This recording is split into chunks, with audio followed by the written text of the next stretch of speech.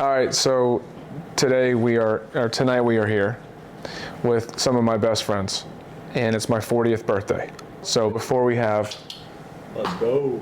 we have a chef from the Food Network, Chef Kev. We're gonna all just talk, and I thought we would talk about health and wealth. After 40 years, there's a lot to say, and I've watched some of my best friends, Rob Bennett, Andreas Nidal, I know, and it's hard Tracy one. Piscata. Yeah, no. Just think of. I watched them. Thank you. I'm actually really sad to give it up. You're giving it up? You know, it's You're gonna getting be a married hard this one. week, next week? Next week, yeah. You're getting ready here, though. Yep. Getting ready here.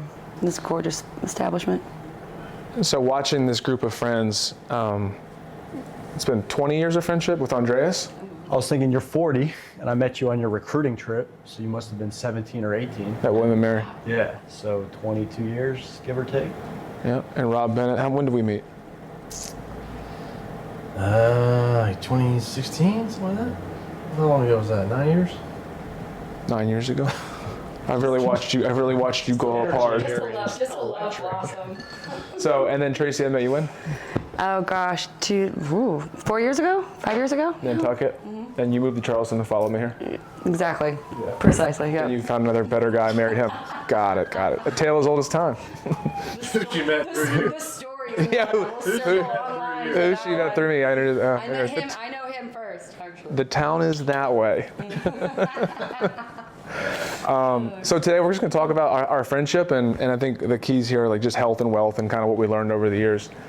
I'll start with just asking and introducing Andreas, who I met first, because I used to look up to him, and I still kind of do. Literally. Like literally, I took it. A birthday roast, I see. So easy. That's the only reason why I came. I thought we were doing a birthday roast on you. And we met Guys, this is my intro, please.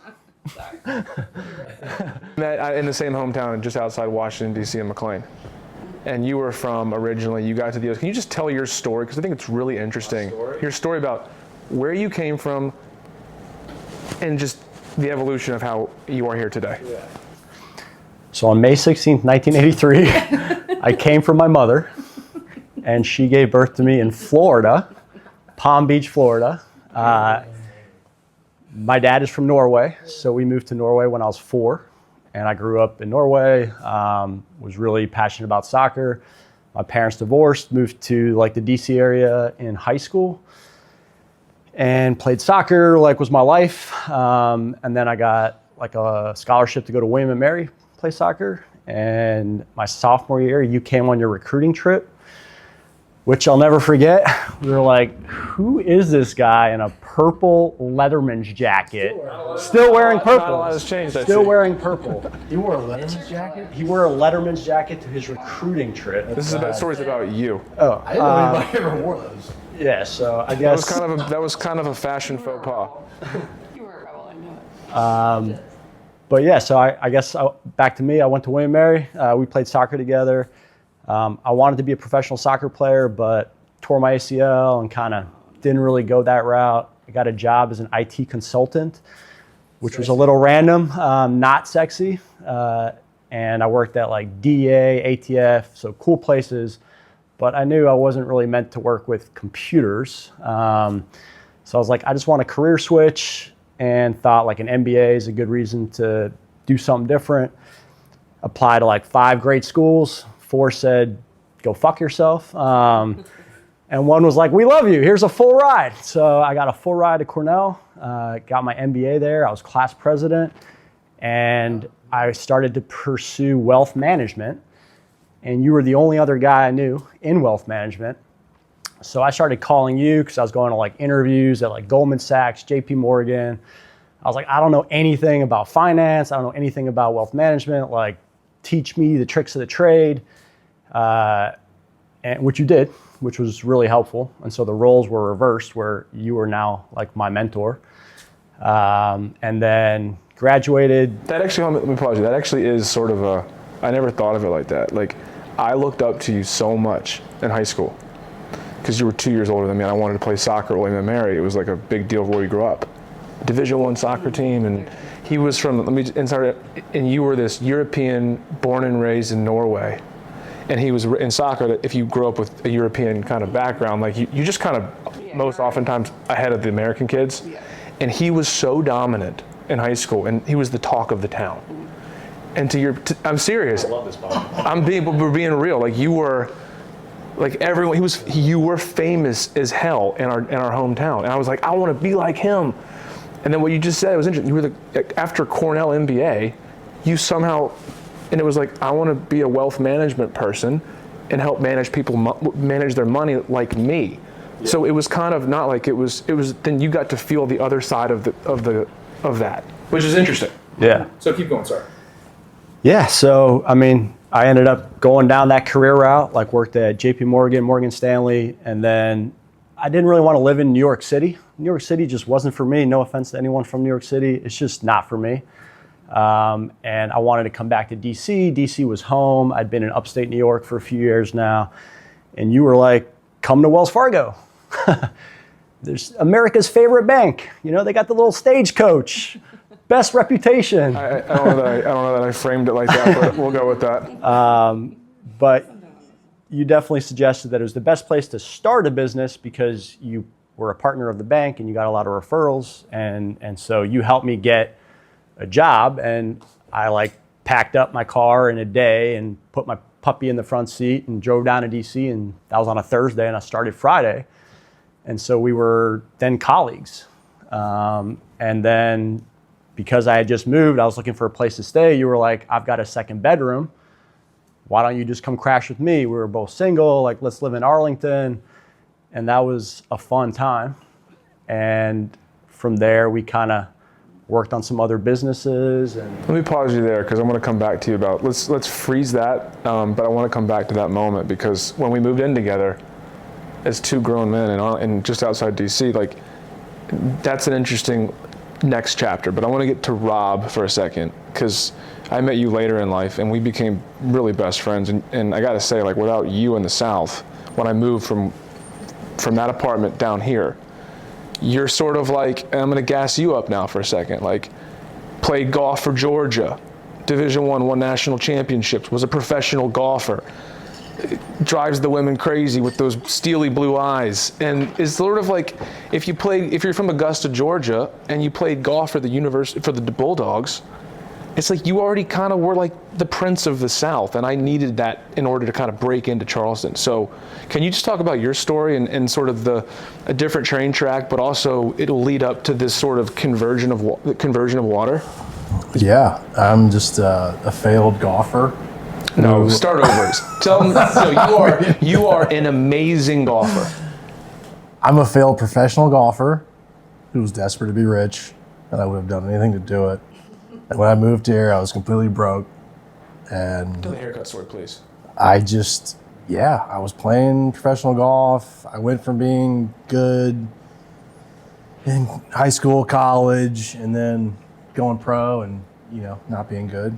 So I needed, $20 for a haircut and didn't have it. So I fucking quit that day and moved here and never looked back. So you're sitting in the chair. I remember that day. It was brutal. You were sitting in the chair, and I think you told me, and correct me if I'm wrong, you were like, the haircut was completed, and you looked at the barber and said, I'm sorry, I can't pay you. I mean, your hair looks perfect now. More or less. I mean, it was just, literally the haircut was $14. I do remember that. It was $14. $14. I don't know what a haircut is now, but it's not $14. And now you're a real estate mogul.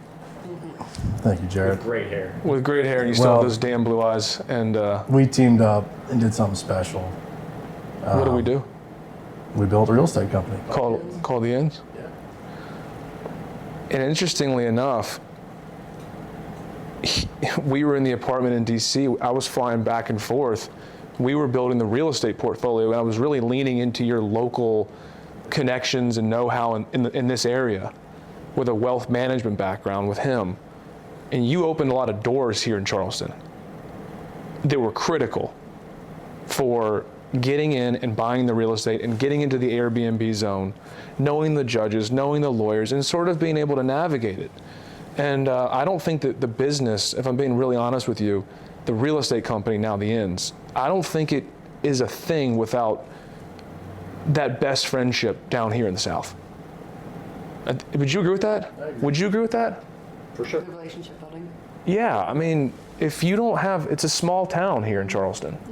And You everybody weren't knows even each living other. full time here. Yeah. So, I mean, you needed like your hand of the king or whatever, like to hold it down. South is small. I mean, everybody in Augusta, where I grew up, knows everybody in Charleston. So The South is small, kind of. definitely helped. I mean, you had the financial know-how, and I guess you could say I had some connections. And so as I was going back and forth between the apartment that we lived in together and my newfound friend Rob, handsome Rob as we call you, I'm going back and forth every week on Sunday. I fly down to see you, and then I go back to you, and he has a Cornell MBA. And I gotta be honest with you, like the wealth management thing is not exactly the most stimulating. I love my clients, but it was so fun to be able to report back to the apartment in DC. And he has the mind, I mean, he is the most operationally, strategically gifted individual that I probably have in my whole network. I know a lot of smart people. And so to come down to the South with you and have you vouch for us and show us and open doors, and then come back with him, he's building things and spreadsheeting and charts and pricing and all these things. It was like, I was just sort of like getting I don't know, like how do you describe what I'm talking about? The back and forth? I guess I was the You were the glue. The glue, I guess. Yeah. But you guys didn't really know each other. Well, For the beginning, and now we've forged this great came bond. from. I mean, we met each other early. Like I would come down here a few times, and let's say we definitely started to get to know each other pretty early in the process. I stopped doing the pricing stuff. Did Yeah. he start doing it? Yeah. Okay. And that was a scary moment. Jared was like, Me too, though. "Well, I know." to give up That's control of the odd, pricing. Yeah. That's right. In the beginning, you were doing me it. into that. Yeah, Because Jared I was like, Yeah. I was loving the cash. Yeah. of course. I was broke. Yeah. What is it?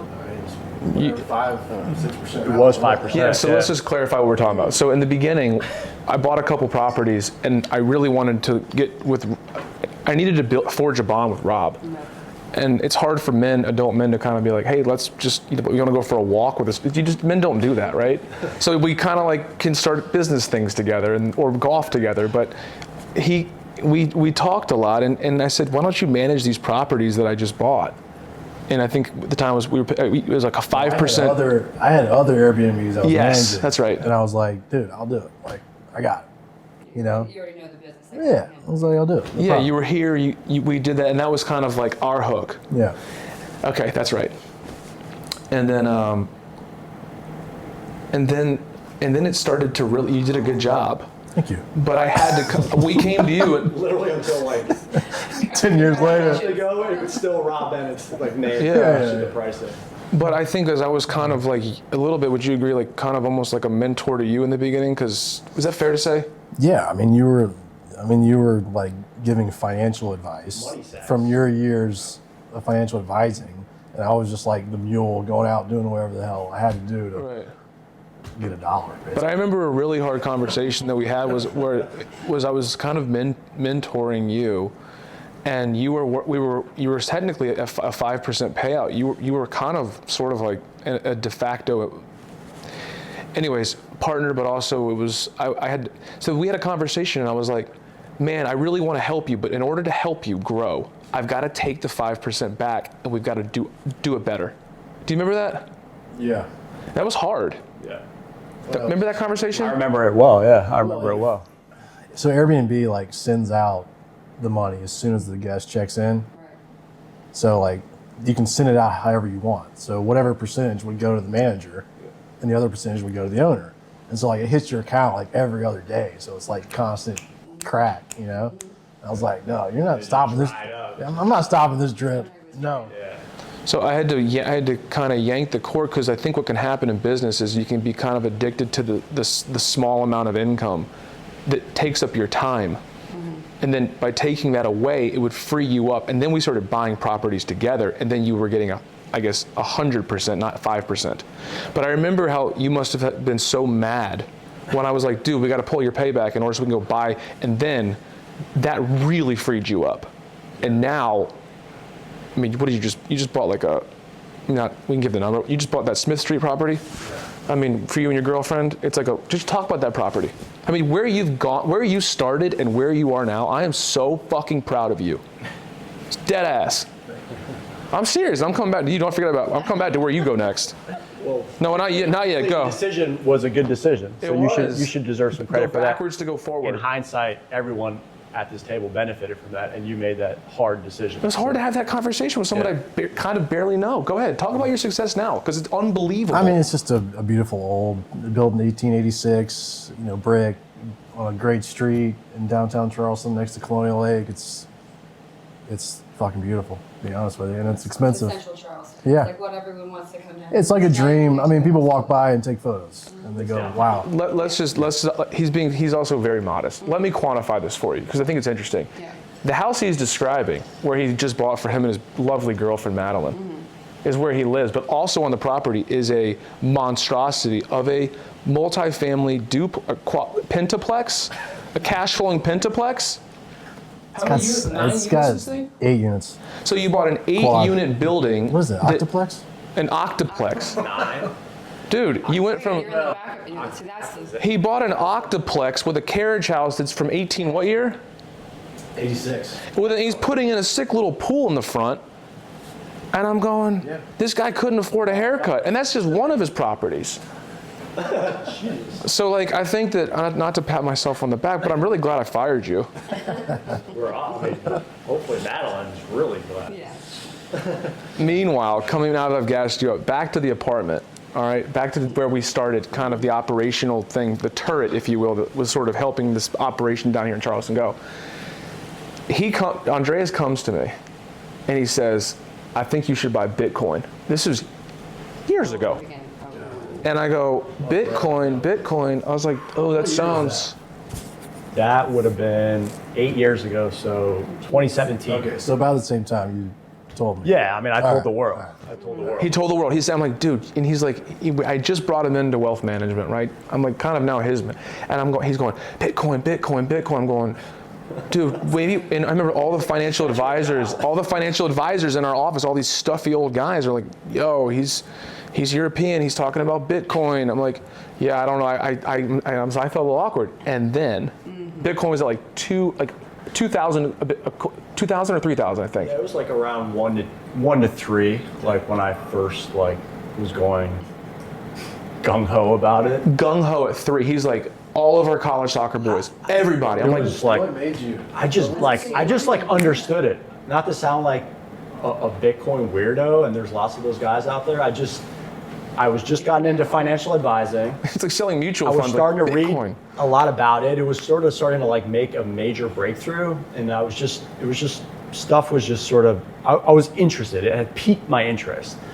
And then I bought a book, and I just spent a few hours doing some research, and I understood how it would have value. And then I was doing online dating and stuff, and I met my now wife through Bumble, shout out Bumble. And one of the first things she says, the first time I went back to her apartment was, oh, you're into crypto? My ex wrote a book on crypto. Stop. You're reading his. You read her ex's book, which was how you learned about Bitcoin? I did that. Talk about revenge. I did that, and I love her ex. She does not, but I just took it as kind of a sign. It was just a sign, and not to get all spiritual and weird, but I've now done my homework, and a week later, a girl tells me her ex wrote a book on it, which at the time was a really rare thing. Now it's a lot more mainstream, and then it was like an LSD hit. And I was just I told my mom, I told my brother, I was checking how much a kidney can go for on the black market. I was I got to get as much as possible in this right now. I was freaking out. And then of course it starts to move. And then of course there's these huge drops.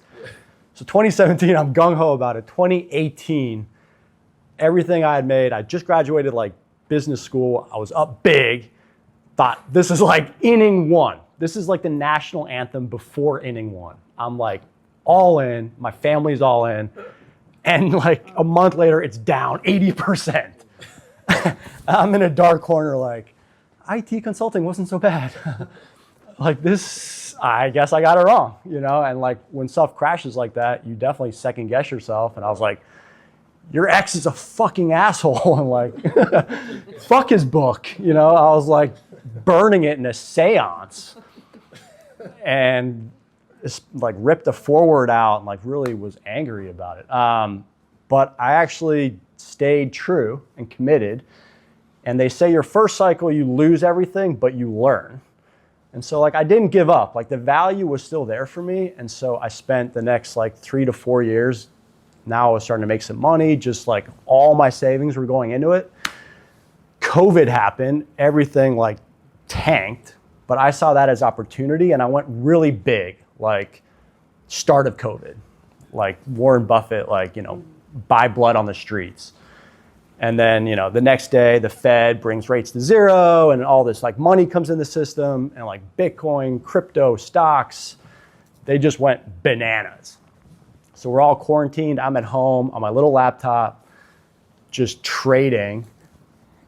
And, you know, it went to the moon, literally. I had learned, so I knew to sell.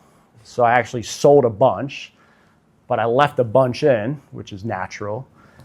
And then that went down 80%. And, you know, the people around me weren't as skillful. Like they hadn't sold. They got sucked into it again. And so now I was having to sort of, you know, tell them. Yeah. Psychologically, you've been on a roller coaster ride. Yeah. But just, I think that just what everyone's going to want to try to know right now is, like, it's one thing to say like up and down 80%, but I'll just out you real quick. All right. You took every paycheck and you bought Bitcoin.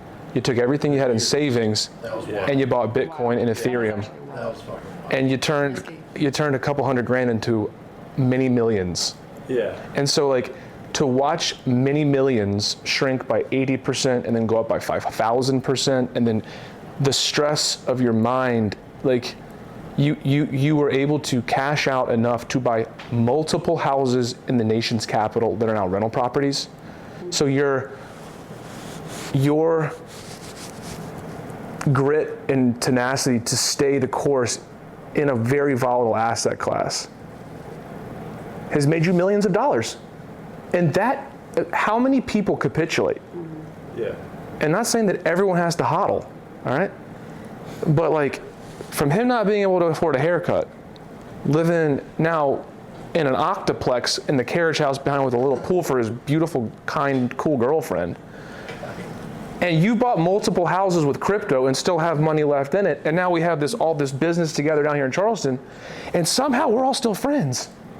How are we all still friends? Why not? I don't think that's a miracle. Yeah, I don't think that's a no. You don't? No. How many times do you see friendships go bust because if somebody makes too much money or somebody loses all the money? Sure. To still be able to stay friends through the ups and the downs, through the 80% drops, the millions, the real estate, the cycles. Well, working together, I think, is more so of where the complication can come into. And not to have envy, like when he's like, "Hey man, like I just rolled in, I just made, we had breakfast," and he's like, "My account's scraping this exorbitant number." I'm like, "Damn, I wish I had listened to him. I feel like I missed out on that." But I'm like, at the same time, I'm like, man, I'm happy for him. I love him.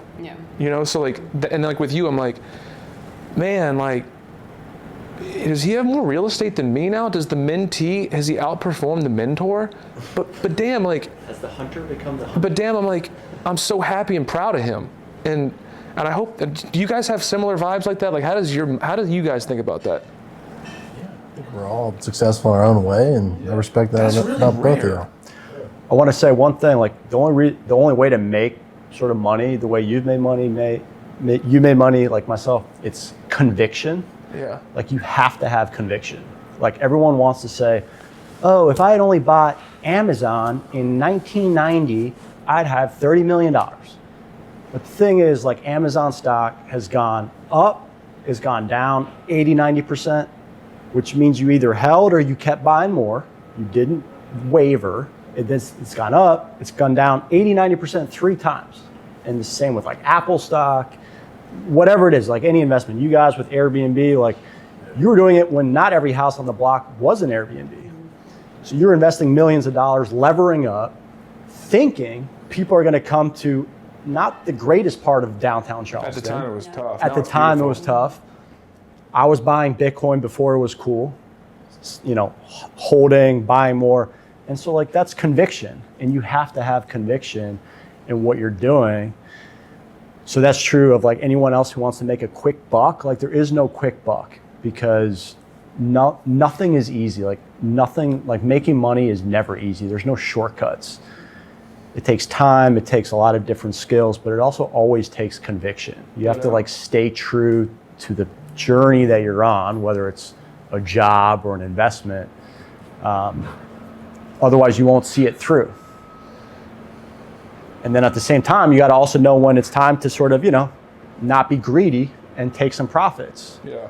You're buying a house probably because you sold a house or two along the way as well, I mean, right? being united and being friends made the conviction easier. I mean, I would have never bought Ripple at 40 cents if you hadn't been sending me WhatsApp messages going, buy Ripple. Yeah. I would have never even known what the hell it was. And I would have never gotten through COVID without our friendship and partnership because it was war. We needed to be together for that. There's a saying that somebody told me years ago, which is, making money is fun, but making money with friends is really, really fun. And the latter one is tricky because, things can really go sideways quickly. Oh, for sure. But damn, we've had a good run. And as I turned 40, I've known you, looked up to you for 20 years, and man, I love you, and I love you, and I'm really excited to see where the next 20 years go. And this episode of whatever this becomes, the reason why I wanted to call this meeting was I wanted to get this story out there now, and then build on it as we continue to grow and live our lives, and like do Zoom calls and record those and go, hey, like, this is what we're doing next. We're starting a YouTube channel. I don't know what we're gonna do, but I've had a blast, and I just feel so blessed, and I'm not going to cry. I said I wasn't going to cry today. We promised that. I can get a little emotional at times. Well, gas up Tracy does. Yeah, Tracy. I know. I was like, I'm just here to be pretty. Gas, it's your time. It's my time now. Our business, but you Oh no, I live. really good active No, but I mean, this is. You're a really good active listener. I am a very good active listener. And the little words that you say along the way, they really help the speaker. Commander's cheerleader before they were good. Thank you. I you know what? It's That's Redskins. loyalty. It's Redskins, and I will always be Redskins cheerleader.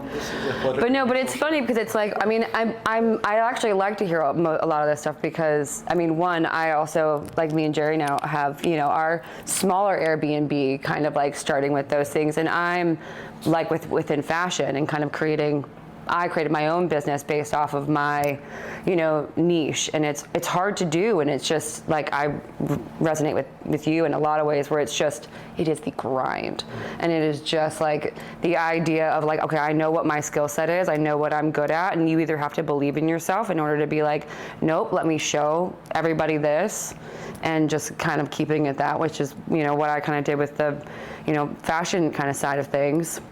Whereas like I was gallivanting around Europe and, with old relationship and and like no one was working, and I was like, I'll lose my mind if I don't work.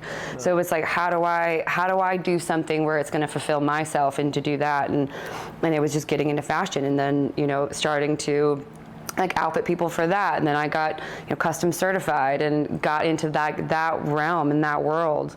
And fell in love with it. It's been 15 years now since I've been in it, but it's still the Airbnb stuff. It's like Jerry's the brains and the money, and I am like the design and that. I'm the one that's like, how is this gonna sell? What the inside of this place is gonna look like, to how I'm like the marketing in that like realm of things. So it's just balance. Yeah, it's a great, and it's. So you're a real estate investor, real estate Airbnb. Are you competition to us technically?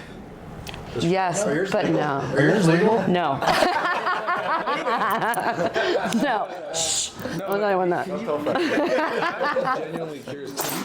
And the city, yes, we are legal. Can you talk about, were you working while you were a Redskins cheerleader? Oh yeah, I was What were you doing then? I was in marketing then. So actually, my first job was in PR. So I was, the chainsaw, the steel, like chainsaw competitions, like the lumberjack competitions on ESPN. So I did all of the PR for those, and like started those. Well, right after like being a cheerleader. So I always wanted to do into sports marketing and like sports PR. I am a sports girl. Like football is in my blood. I started to go to Redskins games, always be Redskins, sorry Commanders, since I was 2. So, and then, just watching that and kind of seeing like I wanted to be a dancer, and luckily I actually had the skill and set to do it. And, after college, after cheering, all throughout high school. Is it as intense as DCC? 100%. Wow. It's the exact thing. What is DCC? It's the Dallas Dallas Cowboys. Cowboys cheerleader stuff. Oh, You haven't No, seen that on without a Netflix? You gotta check that. I try to watch it more. When I tried out, when I tried out, there was 500 people that tried out, and there was only 2 people that made it. 2 people that made it extra. So you've hustled the whole time too, and Yeah, no, yeah, that was, feels like light years ago. No, when we were cheering, that was a full-time job, but it was a requirement to have a full-time job on top of it. So this was like young. I was 24, 23, in that like realm. I did it for 4 years, and we were going overseas. I went to Iraq, Afghanistan. I went on, USS like Ike, landed on, did like aircraft carriers. Yeah, we did USO tours. Oh yeah, that was. they hated it. They didn't like you very much. They hated it. No, but it was like I would have practice, and it would be I'd leave my full-time job, but I would go to practice from 7 to like almost 10 at night, and do that 3 days a week, and then we would be at games, and we'd be cheering for 12 hours a day, and then could also figure out what makes you money and doing all that stuff, and did some pretty cool shit when I was That's cheering. dedication. Very. It also takes to be successful. Absolutely. It's just like, it's the mindset. It's either you go hard or you go home, right? Everyone in this town loves Tracy. Like you're like one of the you're a rare one in so much as like you're like one of the guys, but also one of the girls, and like it's just. And so to do. it really is like it's just like you're. Seen a female Joe Bradley. He's coming tonight. Anyways, let's. I love my Joseph. Some of the guests are here coming in for the 40th birthday, so we'll get some content of that later. But I love everyone here, and every time I'm with any one of you guys, it's always a blast. And look forward to having more content coming about our future endeavors. And and a big reason why I wanted you here, because we did the content with the styling thing the other day, Yes. and that video went viral because I think everyone loved you. Aww. So you're awesome, and I love you guys, and thanks for sharing that stuff. We'll look forward to sharing some more. Love it. Yeah, and happy birthday. Thank you. Yeah, Thank you. oh, man. All right, we did it. That's The roast it. is next. The roast is next. Stand by for that. All right. Really good, baby. Cool. Thanks, guys.